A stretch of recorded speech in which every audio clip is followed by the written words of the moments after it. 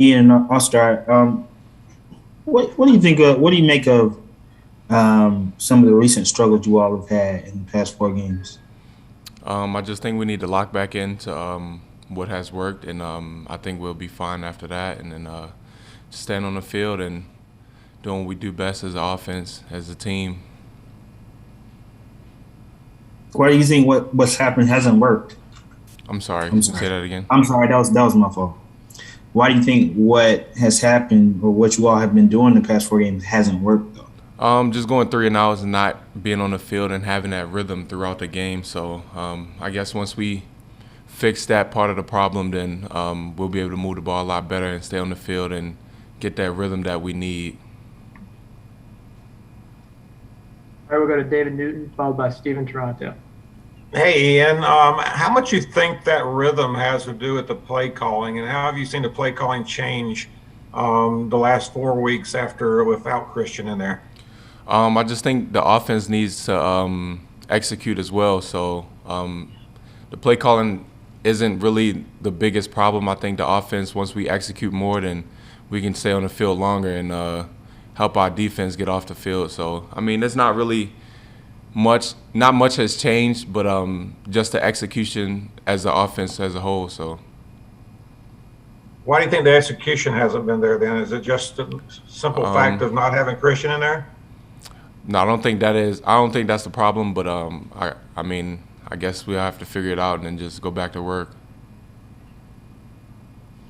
Ian, I have a pair of questions for you. First off, talk me through what happened on the interception near the end of the half yesterday. It looked like you were the intended target, but it didn't necessarily look like you had much of a shot at it either. Yeah, I guess he just overthrew it a little, and interception just plays that happen throughout the game. But I don't think it's like anything specifically I can point out that happened on that play. And speaking of Sam, the quarterback tends to be the emotional epicenter of the team, and fans, players, they all respond to a quarterback emotionally when things are going well. But when adversity strikes or there's a bad game like yesterday, how do you guys find that you emotionally react or respond to Sam in particular? We all have Sam back, and I think everyone on the team can say that. And I think we encourage him to do well. So that's our quarterback, and we're going to stick with it. So I mean, it's not one thing that I can point out that negative about Sam. So I think we're good. All right, let's go to Will Pelagic, followed by Joe Person. Ian, I know it was a couple of weeks ago, but how did that tight end room change after the Dan Arnold trade, and what have you guys tried to do to compensate for him not being here? I mean, like any other position, if someone leaves, then someone else has to step up. So that's just football. So I mean, it's not much we really can do but just play football and do our job. So And just also real quick, from the standpoint of where you and Tommy sit, what have you guys done with Sam individually to try and make sure that you do have that, or you are that safety valve for him in situations where he might be flushed?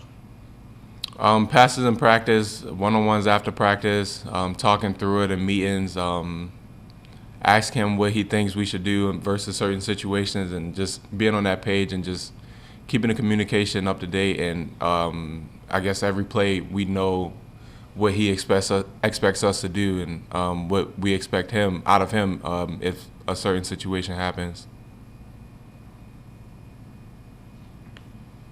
Ian, how you doing, man? Good. How you doing? Good to see you. Appreciate you being on this afternoon. What what do players do? How do y'all sort of process and digest the news when you guys are sort of linked to a potential big trade target? Whether it's Sean or somebody else. Like, how does that kind of get processed in the locker room? We come to work and prepare and do what we do on a weekly basis. And the outside noise is the outside noise. We're just here to prepare and be ready for the next week. Is it hard to block it out, when your phones are buzzing with news alerts and, this, that, and the other? No.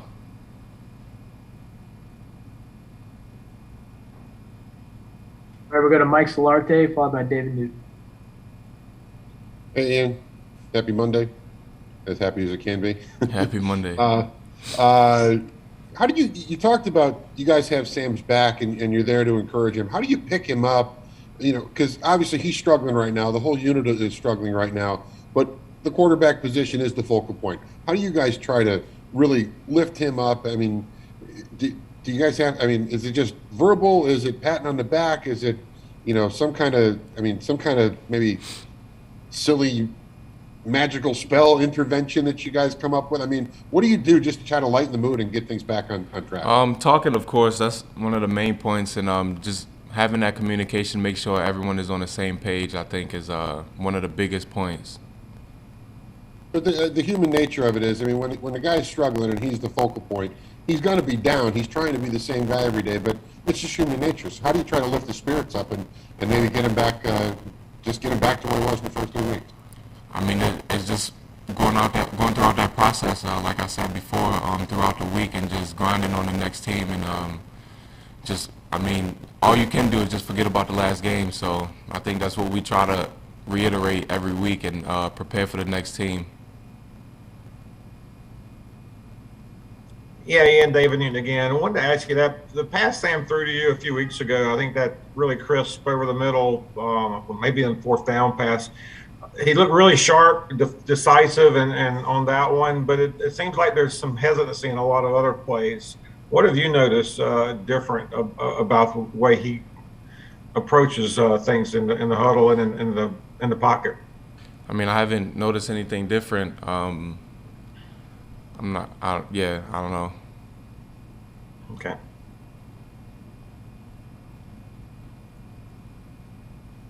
We have any more questions for Ian? Yes, I have one. All right, we'll go to Joe Person. Thank you.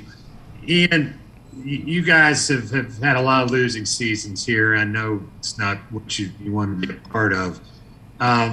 How tough is when Matt tells us that he's not always sure he sees a sense of urgency out of the locker room? How much of that is a byproduct of it being a young roster? I guess it's just some guys buying in and having guys come to work every day wanting to get better. So I think if everyone's on the same page of wanting to get better and to gel as a team, then I think we'll be all right, and that's what we're working towards. Do you think the youth does affect that? No, not at all.